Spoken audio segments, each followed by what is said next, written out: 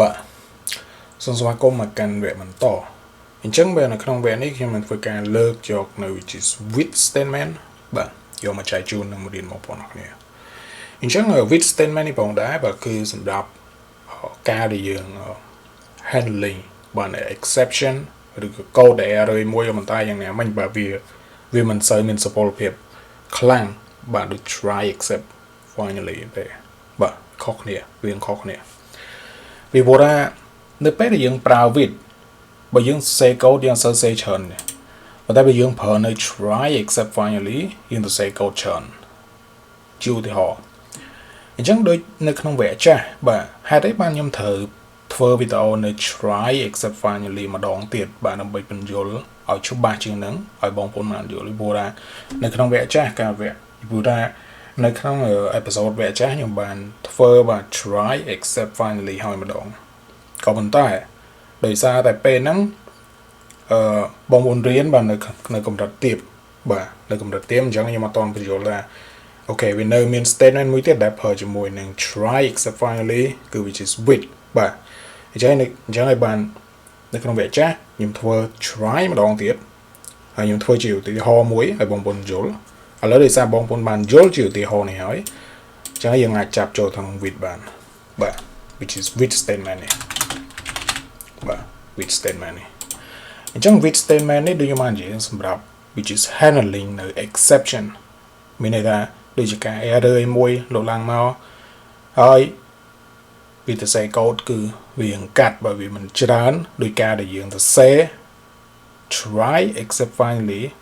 នេះគឺជាឧទាហរណ៍ដែលយើងបង្កើតការវិភាគចាស់គឺ code ច្រើនណាបាទ code ច្រើនសម្រាប់វិញនេះផងដែរជាឧទាហរណ៍គឺយើងអត់ប្រើ code ច្រើនអញ្ចឹងទេបាទខ្ញុំនឹងធ្វើការលុប code នេះចោលហើយខ្ញុំនឹងធ្វើការបង្កើតបាទតម្រងមួយជាតម្រងមួយលក្ខណៈមួយសាមញ្ញធម្មតាហើយតែ2ម៉ាត់ទេបាទគឺយើងធ្វើការ automatic write ចូលទៅកាន់ directory យើងដំបូងយើងអ្វីដែលយើងត្រូវធ្វើបាទយើងគាត់និយាយ is going to be with statement ហើយយើងដល់ which is going to be open parenthesis ហើយ is directory ដែលយើងត្រូវ write ចូល fileខ្ញុំនឹងដាក់ឈ្មោះថា khmer.txt followed by w which is write as file colon ហើយមួយម៉ាត់ទៀតដែលយើងត្រូវនិយាយបើយើងគាត់នឹងនិយាយនៅការពាក្យអ្វីដែលយើងដើម្បីយើង write បើចូលមកកាន់ directory ដែលយើងមាននេះ is going to be file .write នៅឯមួយដែលខ្ញុំនិយាយថាខ្ញុំនិយាយថាដូចវគ្គចាស់ចុះ Hello I am Cambodian តែប៉ុណ្ណឹងបាទតែប៉ុណ្ណឹងហើយគេស្រួលហើយបាទឃើញខ្លីមែនតើតែពីខ្សែគាត់តែពីខ្សែគាត់ក៏ប៉ុន្តែកូដពីមុនសង្កត់ថាយើងទៅសេប្រហែលជាចង់10ខ្សែបាទគេខ្លីមែនតើហើយនៅពេលដែលខ្ញុំ execute លើនេះខ្ញុំ execute នៅ khmer.python នេះលើគឺវានឹងធ្វើការ work ដូចពីមុនដូចគ្នាវា correct នៅ khmer.txt យើងហើយដល់ពេលខ្ញុំបើកមកវាថា hello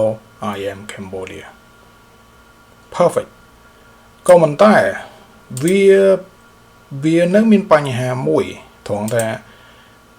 ចុះបើសិនជាយើងដោយសារអញ្ចឹងដោយសារតែឧទាហរណ៍ខ្ញុំឧទាហរណ៍ error មួយចុះខ្ញុំនឹងធ្វើការលុបនៅ khmer.txt នេះចោលហើយខ្ញុំនឹងឧទាហរណ៍មួយលក្ខណៈមួយឧទាហរណ៍ error បាទតើវានឹងធ្វើការ load នៅ message ដូច try except finally ឲ្យយើងអត់ពីព្រោះខាងមុខនេះដោយសារតែខ្ញុំអត់មាននិយាយខ្ញុំនិយាយតែ khmer.txt វាធ្វើការcorrect នៅ take ចូលមកកាន់ directory ដែលជាwhich is app ដែលយើង execute មិនអញ្ចឹងបាទប៉ុន្តែពីមុខនេះខ្ញុំនឹងធ្វើការដាក់បាននៅ which is hard drive which is directory វិញដោយសារតែ hard drive របស់ខ្ញុំអត់មាន D ទេអញ្ចឹងខ្ញុំនឹងដាក់ D វាមកចេះ D colon front slash